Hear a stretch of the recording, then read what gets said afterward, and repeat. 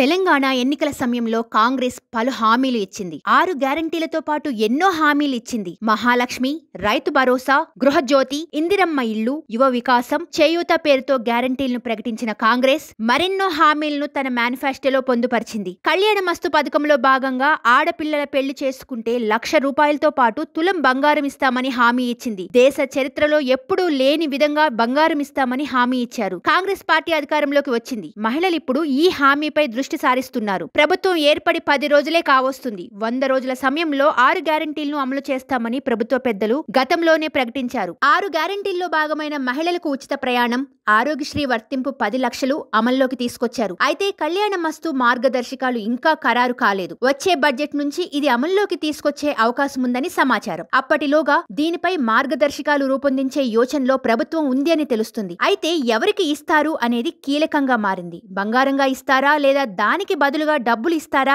అనేది ఇప్పుడు చర్చనీయాంశంగా మారింది. ప్రస్తుతం తులం బంగారం దాదాపు 60,000 ఉంది. ఈ మేరకు డబ్బులు ఇవ్వాల్సి ఉంటుంది. అలాగే ఎవరికి ఇస్తారు అనేది కీలకంగా మారింది. తెల్ల రేషన్ కార్డు ఉన్నవారికే పథకం అమలు చేసే ఛాన్స్ ఉంది. ప్రస్తుతం పెళ్లిళ్లు సీజన్ కావడంతో ఈ పథకం అమలుపై అన్ని వర్గాల ప్రజలు ఆసక్తిగా ఎదురు చూస్తున్నారు. గత ప్రభుత్వం కళ్యాణ లక్ష్మి పథకం పేరుతో 1,116 ఇచ్చింది. కాంగ్రెస్ ప్రభుత్వం దానితో పాటు బంగారం ఇవ్వడంతో దీనిపై ఆసక్తి నెలకొని ఉంది. ఎవరికి ఇస్తారు, ఎలా ఇస్తారు అనేది కీలకంగా మారింది. అలాగే ఎప్పుడు అమలు చేస్తారు అనేది త్వరలోనే అధికారికంగా ప్రకటించే ఛాన్స్ ఉంది. అలాగే యువతలకు స్కూటీ, ల్యాప్టాప్ కొనిస్తామని కాంగ్రెస్ హామీలు ఇచ్చింది. దీనిపై కూడా మార్గదర్శకాలు రూపొందించలేదు. దీనిపై కూడా క్లారిటీ రావాల్సి ఉంది. సబ్స్క్రైబ్ చేయండి.